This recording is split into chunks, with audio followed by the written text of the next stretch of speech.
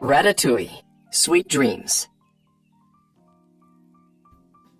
Remy the rat was very happy as the chef of his own little bistro, La Ratatouille. Remy and his human pal Linguini had just opened it.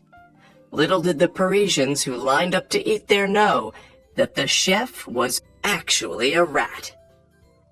Late one night, Remy's brother, Emile, had just finished dinner at the bistro. The brothers were saying goodbye outside. "I'll be up late cooking for the celebration tomorrow," Remy said. "So sweet dreams, and no more eating tonight."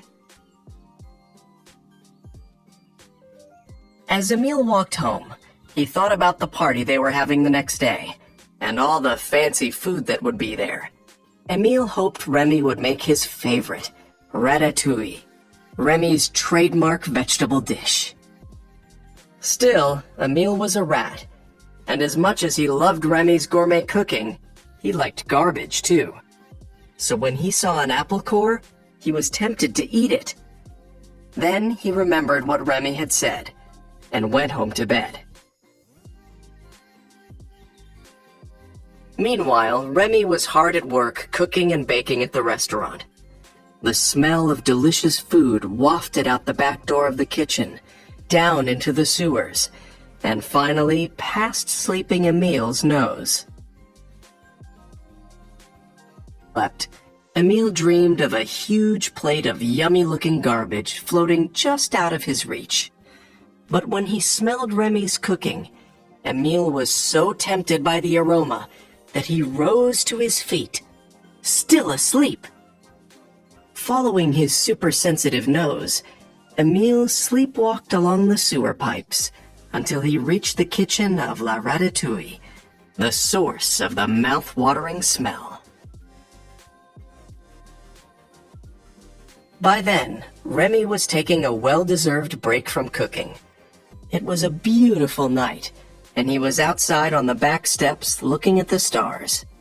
He didn't see Emile sleepwalk out of a vent and onto the kitchen counter. Still fast asleep, Emile sniffed his way toward a platter of fresh-baked pastries. In his dream, he began to eat garbage, but in the kitchen, he began to devour the entire plate of treats. Soon Emile had eaten all the food for the party. When there was nothing left on the plate, Emile sleepwalked back into the sewer. His belly was full of some of the finest food in Paris. So delicious," he murmured.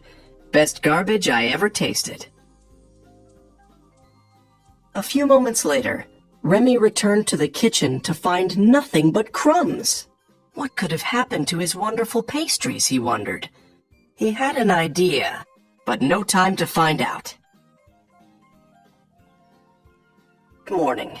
Emile woke up in a sewer tunnel, far from his usual sleeping spot. That's strange, he thought. Then he noticed a heavy feeling in his belly. How can I feel so full now, he wondered, when I went to bed so hungry? Just then, a lovely and unmistakable smell filled the air. Remy's ratatouille. "Oh no," cried Emile. "I overslept. I'm going to miss the party. And the food." He ran toward the yummy smell as fast as he could with a belly so full. At last, Emile reached the end of the sewer pipe that led to the rat colony. He poked his head out and saw with relief that he hadn't missed the party after all. Hooray, he thought. But when Emile tried to join the fun, he found his belly was too big to fit through the end of the pipe. "Help!" he cried. "Help! I'm stuck! I can't get out!"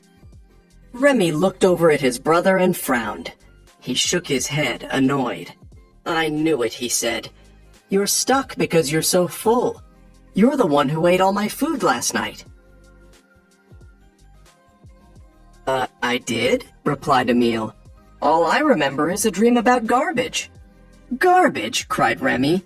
"It wasn't garbage, and it wasn't a dream. You ate all the desserts I made for the party. I had to cook an extra batch of ratatouille instead."